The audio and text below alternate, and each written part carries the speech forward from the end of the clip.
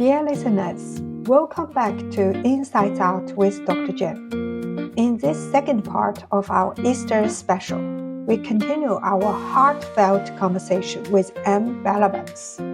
Today, we dive into how Anne embodies the principle of living for the sake of others through her dedicated community building efforts with the Women's Federation for World Peace, WFWP Australia.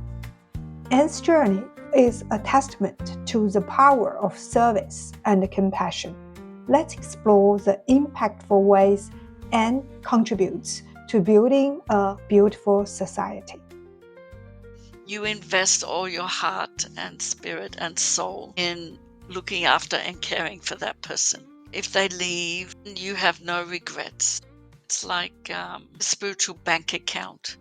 If you invest all your heart, then there's nothing drained out of that spiritual internal bank account. That's my little mantra. I'm still here, and I will comfort you, and I will continue. And you have shared your love not only with your family, your kids, but also with us, with the community. One question about living for the sake of others. It's a beautiful philosophy. When you practice not only in family, but also in our communities, do you ever feel hurt, frustrated? Have there been any times when you doubt about yourself ever? It's natural. You do. I guess it goes back to that story I told about when the boys were teenagers and we dragged them to the working bee at church, and the other kids weren't there anymore because they were older, right? You instill in them something like that, and it paid off. Two of my sons worked for 2 years on a Peace Corps, giving back before they went on their university years to live for the sake of others. It's got to go beyond just the family. It's got to be your caring for your community, your neighbors, and the society that you're part of. It's got to go beyond the nation even. Yeah. It's got to be that we're a region supporting each other. So that's why Women's Federation, we do our global development aid and service projects in the Pacific. They're our neighbors, and they're really, really developing nations, really poor.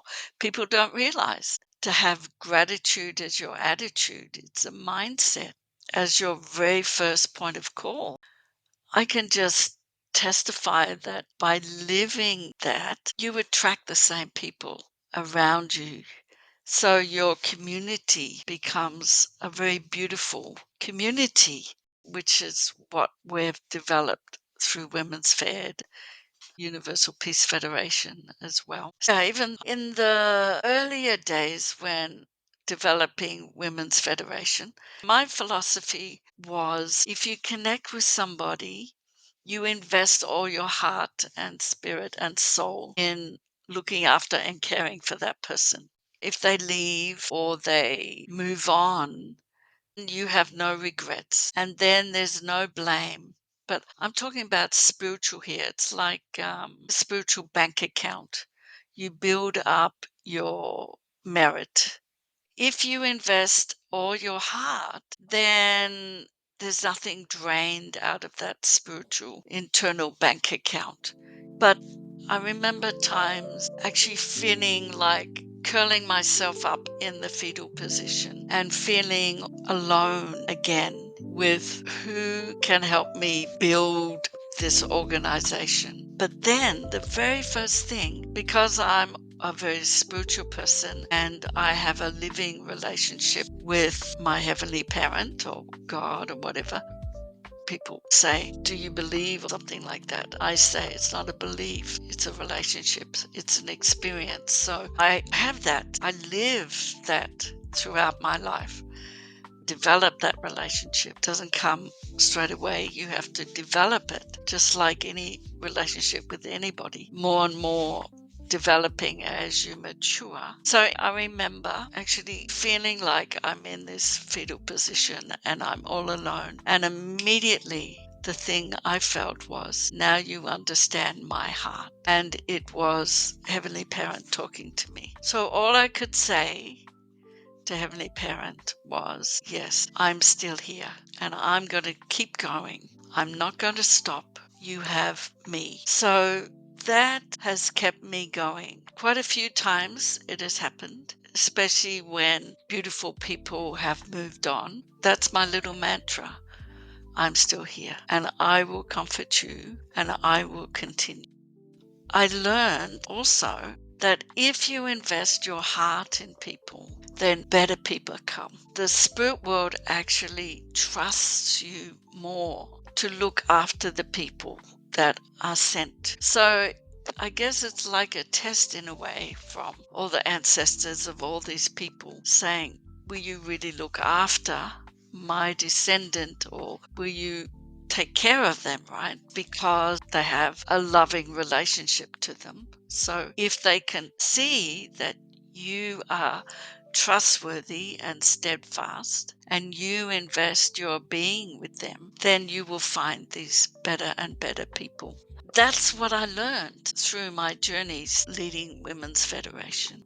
That's a testimony actually to my relationship with my living God. So now the people who come and work and volunteer their time with Women's Federation are very, very special people. Really high spirited, professional, and have the heart of giving back. I'm so grateful to them. But I know it's not because of me. It's because of this higher, the spirit, my relationship with heaven. I know it's not me. Wow, thank you. I think this is a very, very powerful testimony, but not only testimony, it's a kind of assurance for people who hear this, especially when I hear when you said, I'm here, I'm still here, and I'll continue. It made me cry. Yeah, made me cry. That's where my passion comes from. That's where my energy comes from. That's where my drive comes from. And I'm not tired, right? You look Because it great. doesn't come from me. And all I want is for other people to be able to understand and experience that. Yeah, I think follow your path. We can look like you. That's all I want. You have been working with so many women in this way with your purest heart and love. I want you to tell us for the Women's Federation for World Peace in Australia, what is the project you're most proud of? I think, well, there's actually two. The Global Women's Peace Network, which is a project of Women's Federation International. GWPN Assembly is my favorite event, and the mentoring program. And the second one is our Melbourne Pacific Festival, which is a huge event and actually an exhausting event, but also physically exhausting because you have to sit up and unpack everything. So, yeah, they're my two favorites. I think the GWPN Assembly, it's because it's a gathering of women with established leaders and emerging leaders. There's a special spirit there, and it's a really fun day. It's not just a boring old organization conference and you're learning the ins and outs. It's a journey of heart with other hearts. That's how I see it. And because it's focused on a culture of heart, it allows people to be who they really are, to have fun, to be open, and to share more deeply. Yeah, last year when I attended the assembly, I feel very much connected to the participants. It was a very powerful day.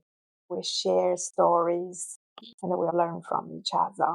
Talk about the leadership. What is leadership for you? Because common business sense, it's a leadership in a company. But by GWPN conference, we mean leadership differently or more broadly, right? Yeah. It's not leadership about learning your skill.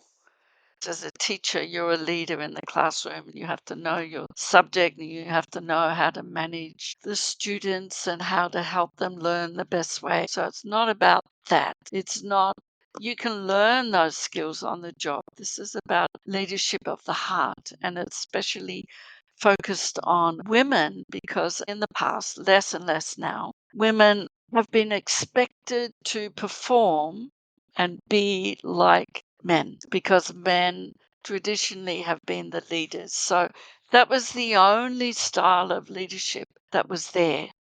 But we're men and women, and we have amazing skills both. The feminine attribute and the masculine attribute are powerful attributes, and that's demonstrated the best in a family. Children need mum and they need dad. They need to understand the feminine attribute and the masculine attribute, and their love is slightly different. It's expressed differently. It doesn't mean one is less than the other. Absolutely not. They're just expressed differently. So, likewise, in leadership, the masculine leadership and the feminine leadership is different.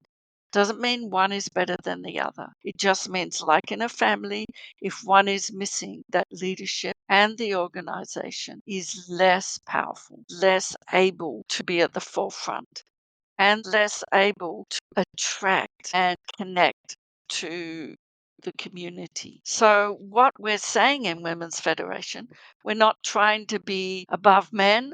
We're definitely not working to be below men or vice versa. It's a partnership. Since its very instigation, Women's Federation has had that partnership approach between men and women.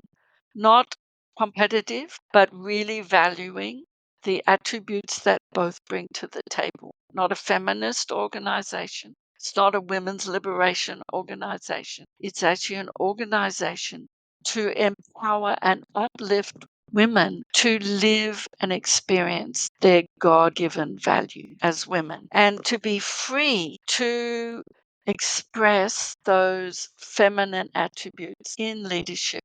So it's those soft power skills that naturally come to women. When you're talking about skills, we just need a little bit of fine tuning of those skills because they're natural to us. As I mentioned before, big businesses now are paying lots of bucks to learn those skills. But all they need to do really is have more women leaders in the CEO levels and in the top management levels.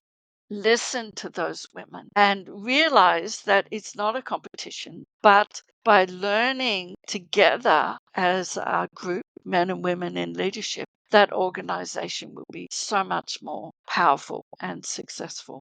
This year, the theme is Confident Her, is to enable women to feel they can be who they are as women, not have to compete, and to feel comfortable in their own skin, in their leadership style. We talk a lot about being a woman leader, leading with heart. It's actually like in the family. You have husband and wife, both have different perspective on the same thing. Then together you have much balanced and complete view for decision making. Melbourne Pacific Festival. It's exhausting. I just want to give example that last year it was raining and cold. I remember 2nd of December. When we drove to the Pacific Festival Park, I saw someone there guiding the car for parking. And then it was Anne. She wearing a huge winter jacket. It was really, really cold that day. And Anne has been there since when? Very early, 7:30 a.m. So that was exhausting. And she is president, but she always the first person in the place and last person leave.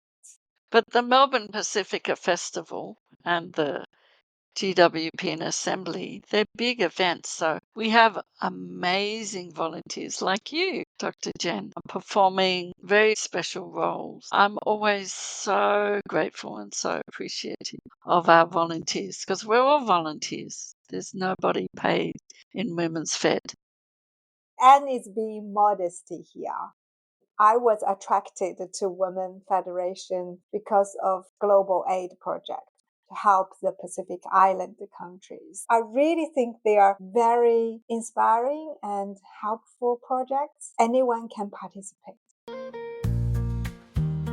We chose the Pacific Islands for our projects because they're our neighbors, and actually they're developing countries, and they're really poor countries. People think about poor countries, Africa or India, but actually these countries are poorer than India and poorer than many African countries. And they're our neighbors, and we don't realize. So global development and aid projects were actually started by these 1,600 Japanese women who went around the world. Women's Federation traditionally has always been grassroots on the ground through these projects. Our projects in the Pacific is 100% funded by our members. At the moment, scholarship, we have 6 students, 5 girls, 1 boy, going to university. 5 of them are in the Solomon Islands, 1 in Samoa. When they get the scholarship, these are people who would never ever be able to fund going to university on their own. So the scholarships are life changers. And we don't just fund them for the year, because if we stop, there's no way they can continue. Then it's a waste. So we fund them throughout their university.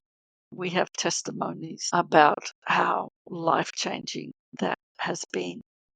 Another of our projects is the Pacifica Microcredit Fund. There we supply microloans for women to start their own businesses. And these are women who would never be able to get a bank loan. 1, because of their socio-economic status, and 2, because there's no collateral for them.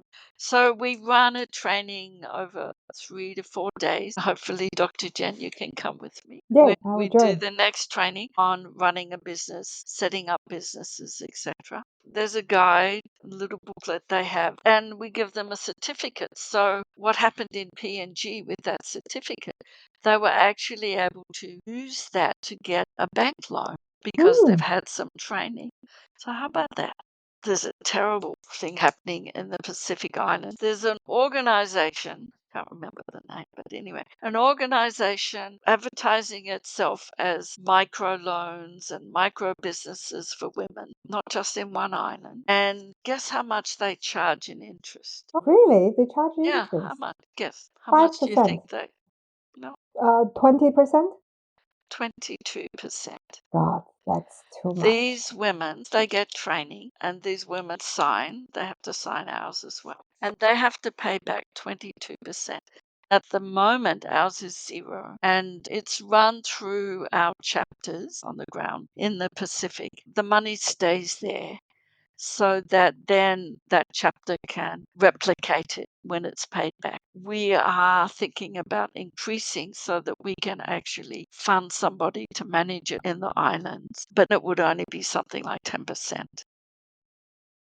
Another one, school libraries. We've been running books for the island schools. These are collecting primary school level educational books, reading books, because actually most high schools don't even have libraries, let alone primary schools. Even if there's a library, it'll be in the capital city. If you go to them, there's hardly anything there. So the book resources in the islands is pretty sad. We've been sending books over, shipping them to start up or augment school libraries for a long, long, long time. Another one is the women's sewing centres. We've been sending over used, good quality sewing machines that have been repaired for women to learn how to sew so that they can have a skill, make clothing, sell it to support their families. They're the main ones that we have. There's a lot of projects helping the Pacific Island women to be economically independent. So if someone wants to support, what's the best way to get involved? Go to our website, go to the Get Involved page, have a look, and then you'll see Contact Us, or they can contact you. Yeah, of course. Leave a message in our podcast. We will contact you. Of course, that's much easier. So Absolutely. just by all means, we will, contact you. As we have learned quite a bit about Anne's journey, now it comes to my signature session. Insights Out with Anne. We will go beyond the title's achievements to go deeper and uncover what has shaped us today. First, what is the one lesson from your journey that you would want everyone to learn and take to their heart? The first one would be how you grew up doesn't define who you are. Actually, if you turn it around the other way and you can see and realize that people see events and situations differently, they don't see it through your eyes, they don't even realize the exact same situation. So if you can come to understand that and see the situation for what it is, not where you landed because of the situation, and then through that see, okay, this happened. I landed here because I had a story in my head about this situation, and I developed resentment or hurt towards certain people. So if you can just see and realize we see things differently, and that you created a story in your head that you created, that I created, not somebody else created it for me. I created this story, therefore my whole life became this story.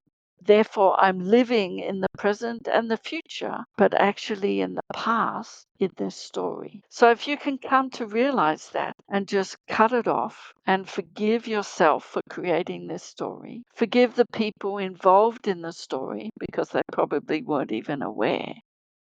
And if they were aware, they had their own baggage and their own story.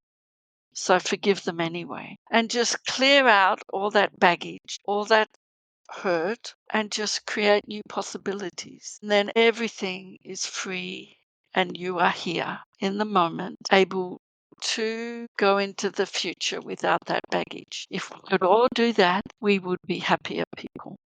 So that's a lesson I learned. Actually, my son introduced me to this more recently last year. Even though I've done all these things and living this philosophy, I was still carrying baggage from the past. But now I'm okay. It's gone. Very powerful. Thank you, and that's wonderful advice. Second question. What's your advice for women looking to lead or mentor others in their own community? Not about you. It's about the other person who you're leading, who you're mentoring. Yeah. Because if you give, you're given back. You never lose in that cycle.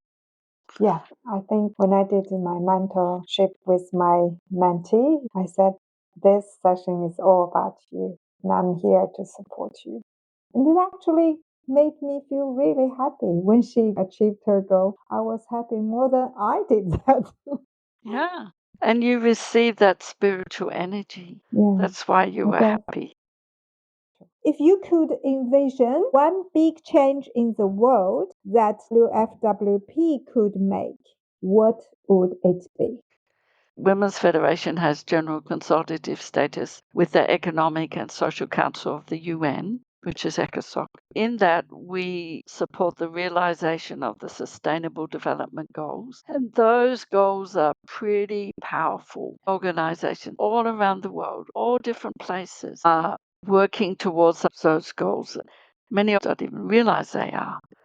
But if we could achieve them, then we really would be one human family.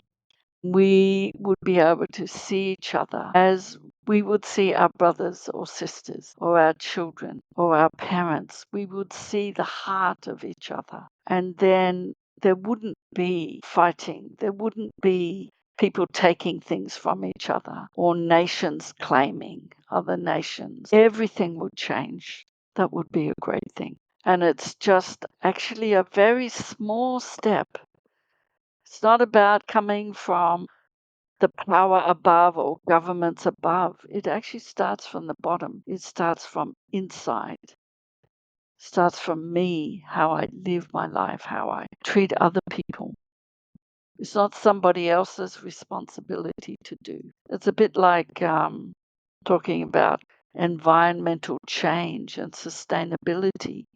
It's not big governments or big corporations that will improve the environment. It's us, each of us, how we don't waste our resources, how we live and utilize things, and what attitude we have. It's how I live my life. Great. Thank you, Anne. It's very inspiring. Final question. Looking ahead, what will be the next for you? What do you hope to explore in your next 5 years? My focus at the moment is raising up future leaders.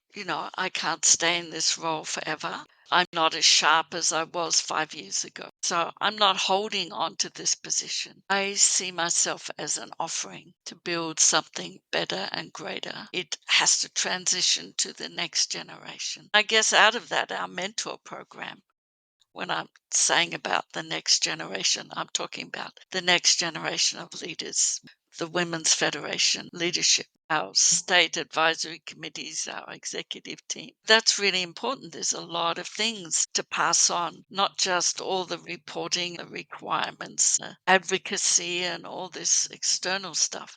It's also the internal spirit and heart, which is why Women's Federation came into reality with this philosophy of making the world, making one family at a time a better place. The spirit comes first, the internal, then the external. Yeah, definitely. We see that internal light shining through your eyes, your action. That's why it becomes so attractive to people. And you want to pass on that spirit to next generation. I want to have everything in order and have Women's Fed as a brand name in Australia and our work, and have lots of members who are doing this work, have everything in place so that for the next generation of leadership, it's much smoother and the foundation is there. With that foundation, they can launch to a whole new level. Take Women's Federation maybe in a different direction, but it'll be a young direction. Things change and develop. Society changes. So we have to stay attractive.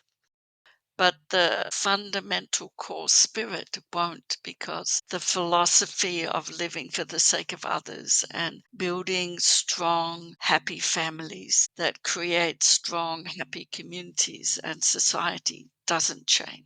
That core mission won't change. But how we go about it probably will change. Great. Thank you, Anne, for sharing your story. I know it's just the tip of the iceberg of your life. Nevertheless, you have shown us how leadership, family, work, community can all combine nicely if we live a purposeful life. I hope more people will join Anne's journey with WFWP. Together we can create a beautiful life. Thank you. It's not just my journey. Women's Fed is bigger to be around before when I'm gone. So we need members, we need volunteers. Please talk to Jennifer, talk to us. Dear listeners, thank you for joining us on this episode. If Anne's story moved you, and if her message of living for the sake of others speaks to your heart, I invite you to explore and connect with the Women's Federation for World Peace. That's how it started for me. You can find Women's Federation through LinkedIn or leave a message under this podcast. I will call you just as Anne called me 5 years ago. To close this episode, I would like to share something personal, a song I wrote inspired by Anne's journey.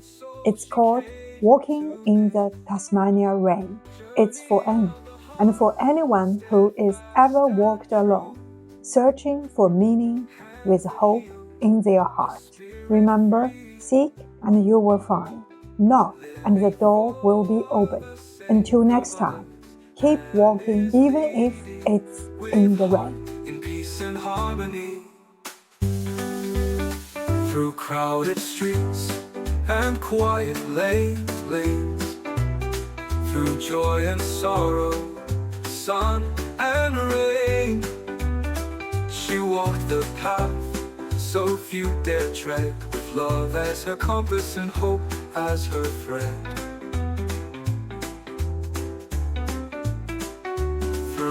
storms and through the rain, finding strength from inside. With each challenge, love remains, knowing each step planted hope far and near. Raindrops still falling like time's gentle ride, but she walks in the light of a life lived divine. Journey of the heart, steadfast and true, hands that heal, a spirit free, living for the sake of others, and is leading with heart in peace and harmony. And when the evening shadows creep and all the world is hushed to sleep, the rain still sings a tender part, a melody of love and heart.